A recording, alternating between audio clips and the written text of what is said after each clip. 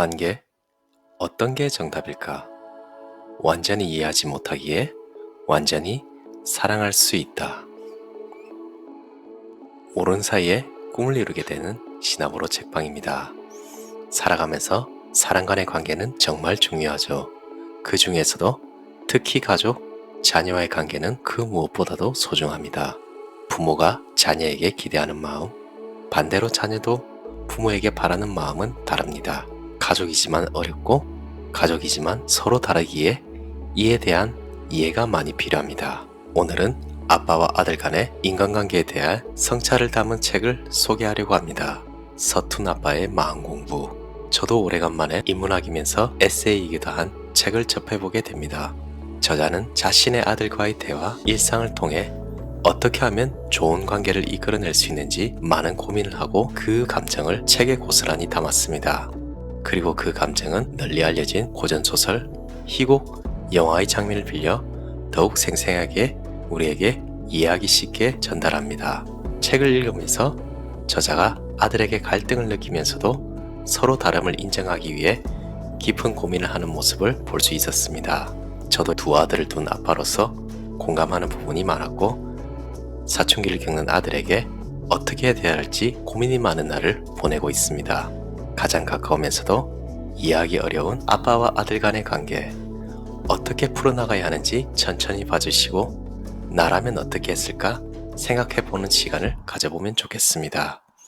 사람 간의 관계에 대한 성찰은 우리 삶의 가장 큰 부분이기도 하니까요. 그리고 영상 후반에는 도서정정 이벤트를 하려고 합니다. 우리 모두 가족 간의 관계를 위한 영상 끝까지 들어주시면 감사하겠습니다. 아빠는 모르고 아들은 말하지 않는다. 그래도 아빠의 좋은 점은 어떤 게 있을까? 갓 고등학생이었던 아들에게 물었다. 웬만해선 단답형 대답이 나올 리 없을 AI 엄선 질문이라고 얘기했지만 야무진 착각이었다. 없어. 어? 하나도. 싸늘하다. 가슴에 비수가 날아와 꽂힌다든가. 왜 말 거냐는 눈빛은 덤이었다. 뭐야? 몰래카메라야? 아빠는 쪽박을 찼다. 아들과 오래 충돌하며 깨달은 게 있다. 부자 갈등이 다른 인간관계 속 충돌 모습과 겹치더라는 것이다. 부모, 형제, 자매, 부부나 연인, 오랜 친구나 동료 같은 소중한 인간관계들 속 충돌도 밑바닥에는 결국 부자 갈등과 엇비슷한 맥락이 흐르고 있었다. 부자 갈등은 심지어 세대와 집단 간 극단적 대립이라는 사회적 이슈의 축소판이기도 했다. 한 발 떨어지는 게 좋았다. 부자 갈등이라는 나무보다 사람 간 갈등이라는 숲을 봐야 했다. 그래서 이 책은 부자 간 오랜 다툼을 남의 말다툼에 비춰서 보여드린다. 고전소설, 영화, 희곡 속 등장인물 간 말다툼을 빌려왔다. 서로 다른 사랑법의 충돌도 지질한 일상의 옹색한 감정 싸움도 생사를 좌우할 살벌한 말다툼도 크고 높은 가치의 빅매치도 등장한다. 그 진한 다툼 장면들에 비춰보고서야 부자 갈등을 물들인 묵직한 노을의 지평이 드러났다. 서로 맞서는 공감을 낳는 공존의 지평이었다. 다르고 부족해서 충돌할 수밖에 없는 타인간의 연결을 떠받치는 원리가 보였으며 부자 관계도 그 안에서야 단단해졌다. 그렇게 상처받고 생각하고 다듬고 마주하면서 함께 자란 20여 년의 이야기다.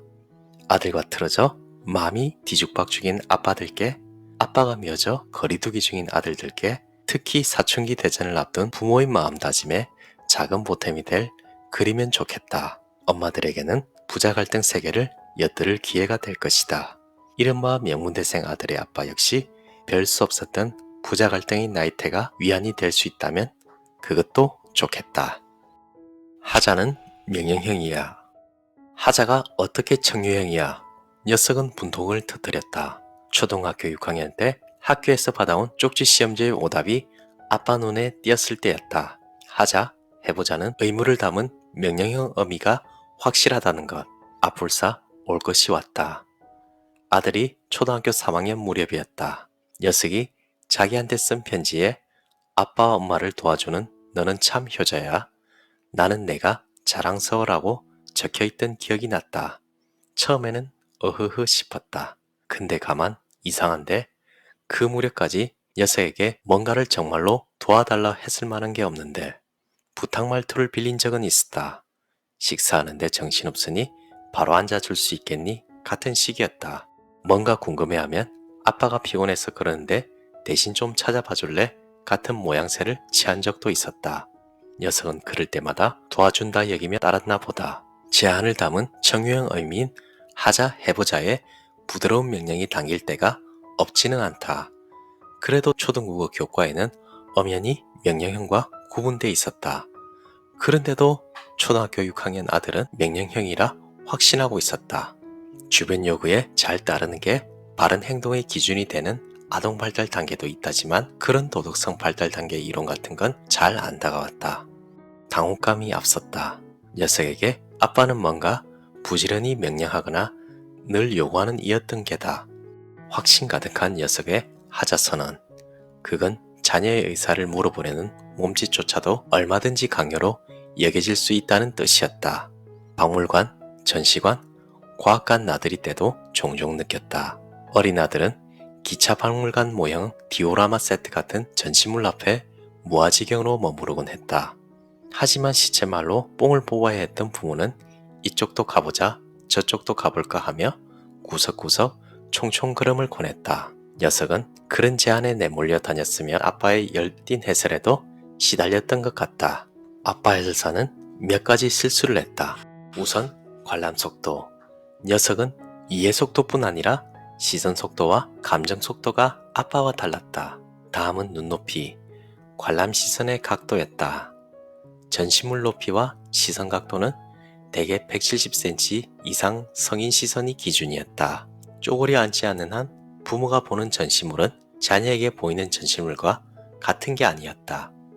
은연중이라 쓰면서 노골적으로 범한 가장 큰 실수는 봐야 할 걸 정해준 것이었다. 우리는 정말 봐야 할 것을 제 속도와 제 시선으로, 그러니까 제대로 보고 있을까? 박물관, 전시관 관람을 꺼리는 눈치가 생겼고 따라 나서는 발걸음도 왠지 의기소침해졌다. 녀석의 MBTI 유형이 상대 마음을 읽고 세심하게 대응하면서 희생하는 충직함, 혹은 상대와 닮아가면서 집중적 관계로 발전함, 점점 다정다감해지는 반면 자기 존재감이 흐려지는 스트레스를 받는 ESFP 유형이란 것도 떠올랐다. 부모의 바람에 부응하려고 묵묵히 참는 것 같았다. 생텍쥐페리의 동화소설 어린 왕자에서 주인공과 철로 교환수의 대화를 들어보자. 사람과 세상을 만나게 되는 저마다의 속도와 시간에 관해 떠올리게 해줬다. 어린 왕자와 철로 교환수. 어린 왕자가 시작한 외계인 관람 여정은 결국 지구별까지 이어졌다. 고향별의 가치란 장미에게 속상해졌던지라 새로운 친구를 찾고자 떠난 여정이었다. 지구의 사막과 높은 산, 그리고 장미 정원과 여우를 차례로 만났다. 이윽고 철로 교환수와 마주친다. 마침 승객을 가득 실은 급행열차가 교환수의 경비실을 뒤흔들며 지나치는 중이다. 저 사람들은 정말 바쁘군요. 뭘 찾아가는 거죠? 어린 왕자가 말했다. 기관사조차 모르고 있단다. 철로 교환수가 말했다. 그 뒤 이번에는 반대편에서 불을 환히 켠 두 번째 급행열차가 천둥처럼 우르릉거렸다. 저 사람들 벌써 되돌아오나요? 어린 왕자가 물었다. 같은 사람들은 아니야. 교환수가 말했다. 자리를 바꿀 뿐이지. 살던 곳에서 만족하지 못했나요? 사람들은 자기 자리에서 결코 만족하지 못하지. 그 뒤 세 번째 급행열차가 불을 환하게 켜고 천둥처럼 지나갔다. 이 사람들은 첫 번째 기차 여행자들을 쫓아가는 건가요? 아무것도 쫓지 않는단다. 그 안에서 잠에 골아떨어지거나 하품을 잔뜩 하는 거야. 어린아이들만 유리창에 코를 박고 있단다. 자기가 찾고 있는 게 뭔지는 아이들만 아네요. 아이들은 헝겊 인형에 시간을 쏟아요. 그러면 인형은 아주 중요한 게 돼요. 누가 그걸 뺐으면 소리내 울고. 처음 지구로 내려왔을 때 왕자는 사막에서 홀로 외로움에 사무쳤다. 모든 걸 볼 수 있으나 아무것도 보이지 않았던 높은 산 꼭대기에서는 고향에 두고 온 장미를 향한 그리움이 일었다. 그러다가 5,000송이 장미 정원과 마주쳤을 때는 엉엉 엎드려 울었다. 반가워서가 아니었다. 자기 처지가 하찮았던 걸 깨달은 탓이었다. 이렇게 흔해 빠진 줄 모르고 까칠하기만 했던 한 송이 장미와 겨우 무릎 높이의 화산들만 돌보며 지냈던 자기 처지가 생각나 한없이 무너졌다. 혼자라는 외로움, 두고 온 것들을 향한 그리움, 그러면서도 친구라고는 겨우 그것들 뿐인 초라한 서글픔까지 두루 거치고 나서야 여우가 나타나 말했다. 내가 쏟은 시간 때문에 먼 이곳 5,000송이 장미보다 내가 길들인 한 송이 장미가 특별하다. 정말 소중한 것은 마음으로 봐야 보인다. 쉬운 결론에 어렵게 돌아올 때 부쩍 잘하기도 한다. 얼라에서 어른이 된 왕자가 이제 철로교환소에게 말한다.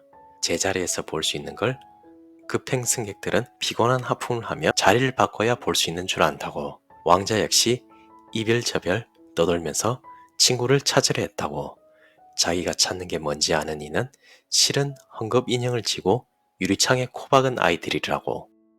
한자리에서 오롯이 관계 맺고 나서야 비로소 자기가 찾는 게 정말 뭔지 알게 됐다. 스치는 접촉보다 깊고 오래된 관계 속에서 배우고 허물며 채우는 자기 시간에 경이로움이 있었다. 깻잎 소비자와 달리 깻잎 농부는 잘 자란 잎은 잘 자란 잎대로, 대충 자라는 잎은 대충 자란 잎들의 구실을 볼 수 있었다. 왕자의 여정은 늘 보는 평범하고 초라한 만남 속에서 고유한 희열을 찾아가는 누구나 알고 있다고 믿는 여정인 듯 했다. 각자의 헝겊 인형 만지기. 뭔가를 만나는 시간은 깊어야 하나 보다. 여기저기 부모가 정해주는 자리를 따르기보다 자기만의 헝겊 인형을 만지는 시간 말이다. 박물관 전시물을 만날 깊은 시간을 위해 해야 했던 방식은 녀석에게 아무것도 안 하는 것이었다. 알아서 구경하고 다니도록 기다렸다. 만날 방법만 정했다. 손잡아 끌면 끌려가 함께 봤다.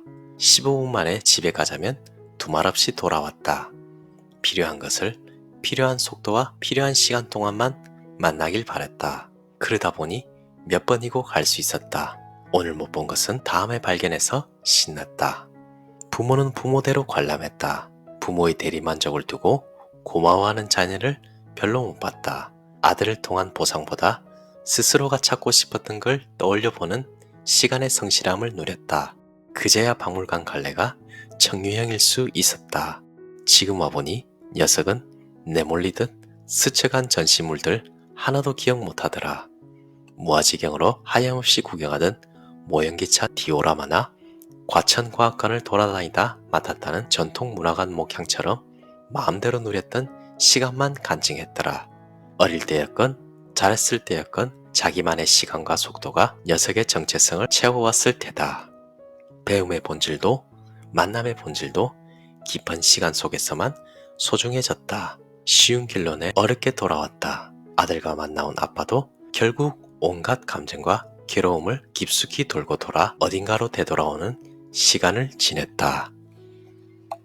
완전히 이해하지 못하기에 완전히 사랑할 수 있다. 녀석이 방문을 닫아 걸었다. 초등학생 때였다.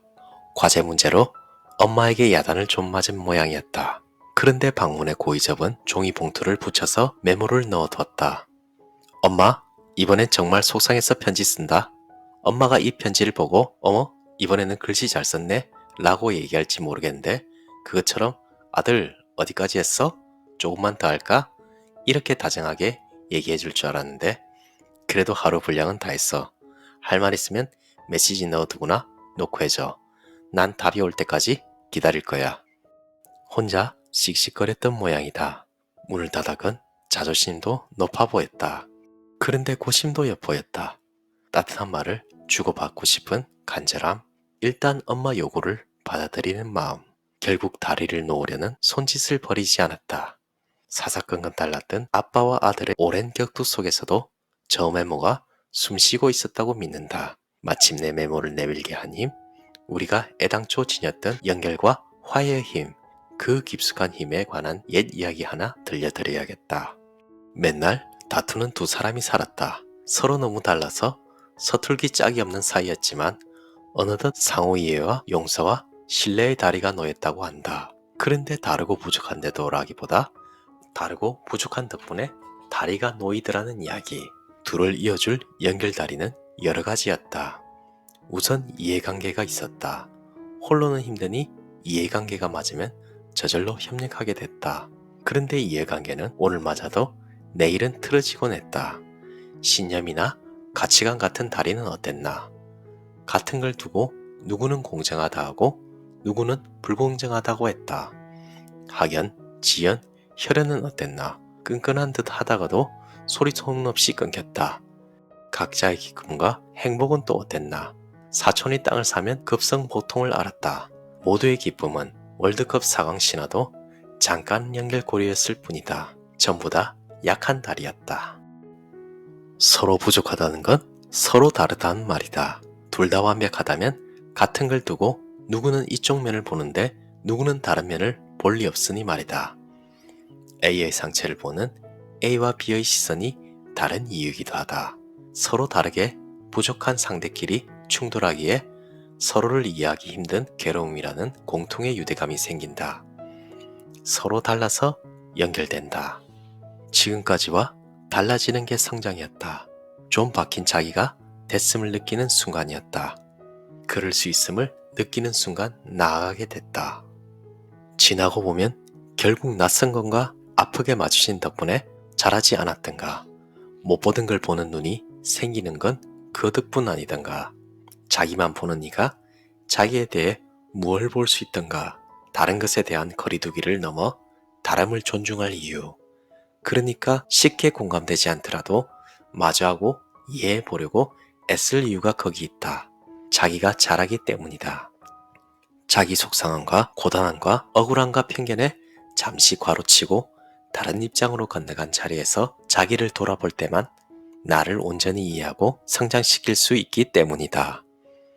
오직 다르고 서툴러서 진정 연결된다는 비교의 원리, 그걸 가로지르며 만나는 덕분에 서로가 잘할 수 있더라는 희극의 명랑한 원리, 쑥쑥 자라는 아들과 아빠의 충돌에도 애초 이 희비극의 원리가 숨쉬고 있었다.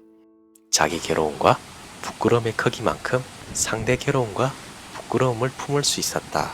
처음인 아빠와 처음인 아들이 피할 수 없는 괴로움의 평등함, 그거야말로 강대강으로 맞선 채 소중한 서로를 포기하기보다 강약, 중간 양약으로 서로를 돌볼 수 있게 하는 우리 개발서의 첫 페이지였다. 눈치 더딘 아빠는 오래 얻어터지고서 배웠다. 녀석도 이 원리를 이해하게 됐으면 좋겠다. 소중한 만남이 틀어질 때에도 함께 자랄 단단한 힘이 될 테다. 흐릿해도 오래 보면 밝아지는 별이며 만질 순 없어도 울타리 건너편을 함께 물들이는 노을일 테다. 아빠 아들은 완전히 이해하지 못하기에 완전히 사랑할 수 있다. 잘 들으셨나요? 부모가 되는 것은 쉽지 않고 특히 자녀와 좋은 관계를 이뤄나가는 것은 더욱 어렵습니다. 어찌 보면 인류의 가장 큰 인간관계 숙제이기도 합니다. 저자도 말하지만 저도 제일 강조하고 싶은 말은 서로의 다름을 인정하는 것입니다. 아무리 내가 힘들게 키운 자식이지만 부모와 자식은 다른 존재죠.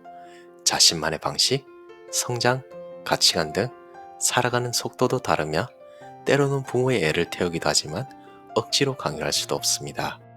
자녀가 속을 썩이고 말을 듣지 않을 때 보통의 부모들처럼 문제 상황으로 보지 않고 저자는 오히려 아이의 마음을 이해하고 자신의 내면을 돌아보는 기회로 봅니다.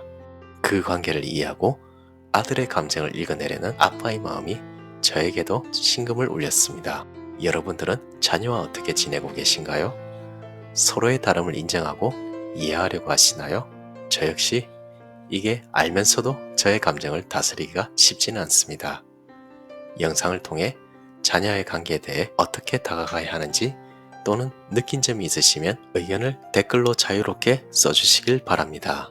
여러분의 의견 중에 3분을 추천해서 작가님의 도서를 정정하고자 합니다. 그러니 간단하게라도 영상에 대한 생각을 댓글로 적어주시면 감사하겠습니다. 여러분의 댓글이 영상 제작에 큰 힘이 되고 작가님에게도 기쁨이 될 것입니다. 자세한 사항은 신화보러 책방 게시판에 공지하겠습니다. 여러분들은 자녀와 정말 행복하고 좋은 관계를 이룰 것이라 응원합니다. 감사합니다. 이상 신압으로 책방이었습니다.